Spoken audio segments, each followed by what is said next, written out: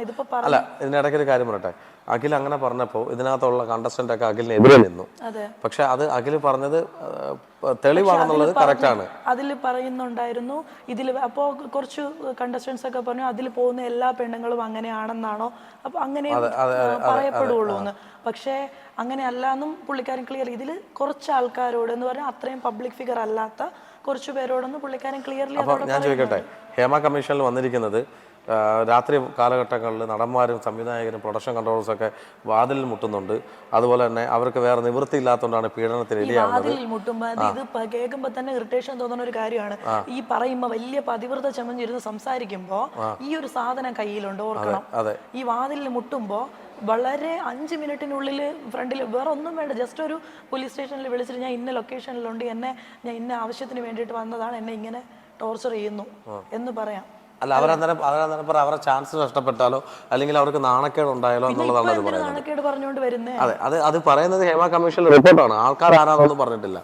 പക്ഷെ ഞാൻ ചോദിക്കുന്നത് ഈ കതവിൽ മുട്ടാൻ പോകുന്നതും അല്ലെങ്കിൽ പീഡനം അല്ലെങ്കിൽ കൂടെ കിടന്നാൽ മാത്രമേ, അല്ലെങ്കിൽ അഭിനയിക്കാൻ പോയാൽ കൂടെ കിടന്നാൽ മാത്രമേ അവർക്ക് പരിഹാരം ഉണ്ടാവും എന്നൊക്കെ പറയുന്നത് ആണുങ്ങളെ മൊത്തത്തിൽ അടിച്ച് ആക്ഷേപിക്കുന്നതിന് തുല്യമല്ലേ? മൊത്തത്തിൽ അടിച്ച് ആക്ഷേപിക്കുന്നത് മാത്രമല്ല, സിനിമ ഇൻഡസ്ട്രിയെ മൊത്തത്തിൽ, സിനിമ ഇൻഡസ്ട്രിയിലുള്ള ആണുങ്ങൾ അത്രയും സ്ത്രീകളെ ബെഡ് ഷെയറിങ് ചെയ്തതിന് ശേഷം മാത്രം ചാൻസ് കൊടുക്കുന്നവരാണ്.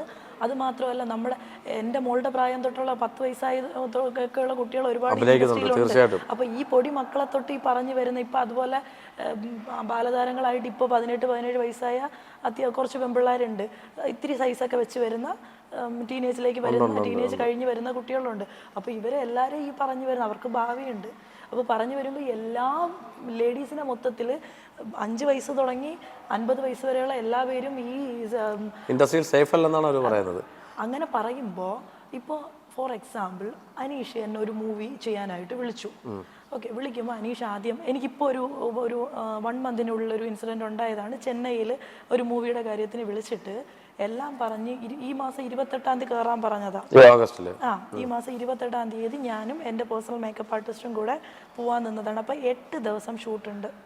അയാൾ അതുവരെ എന്നോട് അതിന് മുമ്പ് 2-3 ദിവസം സംസാരിച്ചു. അപ്പോൾ എന്നോട് പറഞ്ഞതെന്താ വെച്ചാൽ, ഞാനങ്ങനെ വേറെ കാസ്റ്റിംഗ് കൗച്ച് അങ്ങനെ ഒന്നും എന്നെക്കൊണ്ട് പേടിക്കേണ്ട, ഞാൻ അങ്ങനത്തെ ഒരാളല്ല, എനിക്ക് ചിലവ് നടത്തണം, ട്രീറ്റ് വേണം. അപ്പം ഞാൻ ചോദിച്ചത് എന്താ ട്രീറ്റാണ് വേണ്ട, എനിക്ക് ഭക്ഷണം എന്തെങ്കിലും മതി. ഞാൻ പിന്നെ ഭക്ഷണം ഇവിടുന്ന് വാങ്ങിത്തരാൻ കുഴപ്പമില്ല, ഇല്ല ചെന്നൈയിൽ നിന്ന് വാങ്ങി തന്നാൽ മതില്ല. ഞാൻ പിന്നെ ശരി, അതിനെന്താ ഒരു പ്രശ്നമില്ല, ചിലപ്പോൾ എൻ്റെ ഹസ്ബൻഡ് ഉണ്ടാവും, അല്ലെങ്കിൽ മേക്കപ്പ് ആർട്ടിസ്റ്റ് ഉണ്ടാവും, ഞങ്ങൾ ആരെങ്കിലും ഒരാളായിരിക്കും, എപ്പോഴും ഒരാൾ കൂടെ ഉണ്ടാവാറുണ്ട്. അപ്പോൾ അത് ഞാൻ പുള്ളിയോട് പറഞ്ഞു. അപ്പോൾ പുള്ളി അതെല്ലാം ഓക്കെ പറഞ്ഞിട്ട് ഈവനിങ് പോകണം, ഈവനിങ് ടിക്കറ്റ് എടുക്കുന്ന കാര്യങ്ങൾ ചെയ്യണം.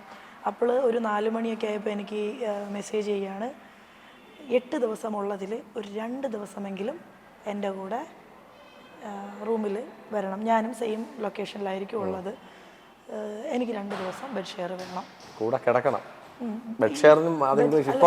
ഡീസെന്റ് ആയിട്ട് ബെഡ് ഷെയർ വേണം. ഇവിടെ ഉണ്ട്, ഞാൻ എന്തായാലും അത് സ്ക്രീനിൽ കാണിക്കുന്നില്ല, അത് അതിൽ പുള്ളിക്കാരന്റെ ഫോട്ടോ സഹിതം സംഭവങ്ങളെല്ലാം ഉണ്ട്.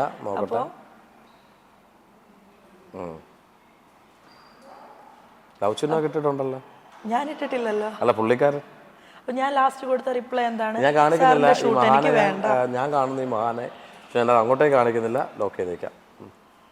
അപ്പോൾ പുള്ളിക്കാരൻ ഞാൻ ലാസ്റ്റ് അതിൽ കൊടുത്ത റിപ്ലൈ എന്താണ്, സാർ എനിക്ക് സാറിൻ്റെ വർക്ക് വേണ്ട ചോദിക്കുന്നത്. അയാൾ പിന്നെ ഒരു മാന്യമായിട്ട്, എന്ത് മൂവിയായിരുന്നു, ഒരു തമിഴ് മൂവിയാണ് പറഞ്ഞത്. ചോദിച്ചത് മലയാളിയോ തമിഴിനോ? മലയാളിയാണ്. അതിൽ വോയിസ് കേൾപ്പിക്കാൻ ബുദ്ധിമുട്ട്. എന്നിട്ട് എന്നോട് പറഞ്ഞ റോള് വളരെ നല്ല, നമ്മുടെ നസീർ ഉണ്ടല്ലോ ആക്ടർ, അത്യാവശ്യം പ്രായമുള്ള നമ്മുടെ തമിഴ് ആക്ടർ ഉണ്ട്, തമിഴ് തെലുങ്ക് ചെയ്യുന്ന പോലീസ് റോളൊക്കെ ചെയ്യുന്ന, ഇവിടെ ഇങ്ങനെ ഒരു വെട്ടുപോലത്തെ ഒരു ഇതുണ്ട്, ഒരു നസീർ എന്ന് പറഞ്ഞിട്ട് ഒരു ആക്ടർ ഉണ്ട്. പുള്ളിക്കാരൻ്റെ വൈഫ് റോൾ എന്നാണ് പറഞ്ഞത്. ഒരു പുള്ളിക്കാരെ ഏജ്ഡാണ്, ഞാൻ പ്രായം കുറഞ്ഞ ഒരു ലേഡീനെ. അപ്പൊ ഇച്ചിരി കുഴപ്പം പിടിച്ചൊരു ലേഡി. അപ്പൊ എന്റെ ഫിസിക്ക് വെച്ചിട്ട് ഓക്കെയാണ്. അല്ല, നമ്മുടെ നാട്ടിൽ പൊതുവെ ഇച്ചിരി മുടിയും കളർ ചെയ്ത് ഇച്ചിരി ബോൾഡായിട്ട് സംസാരിക്കുകയും നല്ല സ്ട്രോങ് ആയിട്ട് നിൽക്കുന്ന ആൾക്കാരെ പറയുന്നത് കുഴപ്പം പിടിച്ചതെന്നാണ്. അതിന് ഞാൻ ആദ്യമൊക്കെ വിഷമിച്ചിട്ടുണ്ട്, ഇതിൻ്റെ പേരിൽ അങ്ങനെ പറയുമ്പോൾ വശപ്പശക്ക് ലുക്ക് എന്നൊക്കെ കേട്ടപ്പോൾ ആദ്യം എനിക്ക് വിഷമം തോന്നിയിട്ടുണ്ട്. ഇപ്പം എന്തിനു വിഷമിക്കുന്നത്? കാരണം കുറച്ച് പേർക്കെങ്കിലും എന്നെ അറിയും. ഒരു തരത്തിൽ പറഞ്ഞാൽ ഈ ഇൻ്റർവ്യൂസ് ആയിരുന്നാലും ഷൂട്ടായിരുന്നാലും കൊണ്ട് എനിക്ക് ഒരു 80% ഗുണമേ ഉണ്ടായിട്ടുള്ളൂ. കാരണം എന്നെ കൂടുതൽ പേര് അറിയുന്നുണ്ട് അതിലൂടെ. ഇപ്പോൾ 4 ദിവസം മുമ്പ് ഒരു സ്ത്രീ എൻ്റെ വീട്ടിൻ്റെ അടുത്തുള്ള ഒരു സ്ത്രീ തന്നെയാണ്. ഒരു സ്ത്രീ അന്ന് ഞാൻ സ്ത്രീ എന്ന് പറഞ്ഞു, ഇന്ന് ഞാൻ ഒരു ചേച്ചി എന്നേ പറയത്തുള്ളൂ. പുള്ളിക്കാരിക്ക് എന്നെ കഴിഞ്ഞ ഒരാഴ്ച മുമ്പ് വരെ വളരെ മോശം അഭിപ്രായമായിരുന്നു. അത് എൻ്റെ കുടുംബത്തിൽ എനിക്ക് വളരെ വേണ്ടപ്പെട്ട ഒരാൾ പറഞ്ഞ അഭിപ്രായം വെച്ചിട്ടാണ്. അവള് എന്ന് പറഞ്ഞാൽ ആ പുള്ളിക്കാരനെ ഞാനും തമ്മിൽ എനിക്ക് വളരെ വേണ്ടപ്പെട്ടാണ്. എനിക്ക് നമ്മുടെ പേഴ്സണൽ കാര്യങ്ങൾ ചിലത് നമുക്ക് ക്യാമറയ്ക്ക് ഫ്രണ്ടിൽ കുറച്ച് കാര്യങ്ങൾ ഫാമിലി ഇഷ്യൂ കുട്ടികളുണ്ട്, അതൊക്കെ ഉള്ളതുകൊണ്ട് ചിലപ്പോൾ പറയാൻ പറ്റിയെന്ന് വരില്ല. പക്ഷെ ആ വ്യക്തിയിൽ നിന്ന് കിട്ടിയ അനുഭവങ്ങൾ വെച്ചിട്ട് ആ ചേച്ചി എന്നോട് ഇങ്ങനെ കുറേ കാര്യങ്ങൾ പറഞ്ഞു. അപ്പോൾ ഞാൻ ആ ചേച്ചിയോട് പറഞ്ഞു, ചേച്ചി ഞാനിത് ലീഗലി മൂവ് ചെയ്യും, ചേച്ചിയുടെ കയ്യിൽ എന്തെങ്കിലും റെക്കോർഡിങ്ങോ എന്താണ് ആ വ്യക്തി പറഞ്ഞത് എന്ന് പറഞ്ഞാൽ ഞാൻ എൻ്റെ വീട്ടിൽ തന്നെ ഉണ്ട്. അപ്പോഴായിരുന്നാലും വീട്ടിലുള്ള ടൈമിലായിരുന്നാലും പറയുന്നത് അത് അവൾ ഇച്ചിരി കുഴപ്പം, അവൾ വീട്ടിലൊന്നും കാണാനൊന്നുമില്ല, ഇച്ചിരി കുഴപ്പമാണ്, ഇത്തിരി സീനാണ് എന്നുള്ള രീതിയിൽ പറഞ്ഞത്. ഇപ്പം നമുക്ക് അതുവരെ നമുക്ക് കേസാക്കാൻ പറ്റുന്നതാണ് പ്രൂഫ് ഉണ്ടെങ്കിൽ. അപ്പം ഞാൻ പറഞ്ഞു ഞാൻ എന്തെങ്കിലും ചെയ്യും. എന്നിട്ട് ഞാൻ തന്നെ സ്വയം ആലോചിച്ചു എന്തിന് പറഞ്ഞു തീരുമ്പോൾ അവന് സമാധാനമാവുന്ന ആയിക്കോട്ടെ. ഞാൻ ഉമ്മച്ചിയെ വിളിച്ചു, ഉമ്മച്ചി ഇങ്ങനെ പറഞ്ഞു. പോട്ട് അവരെ വിളിച്ച് ചോദിച്ചോ?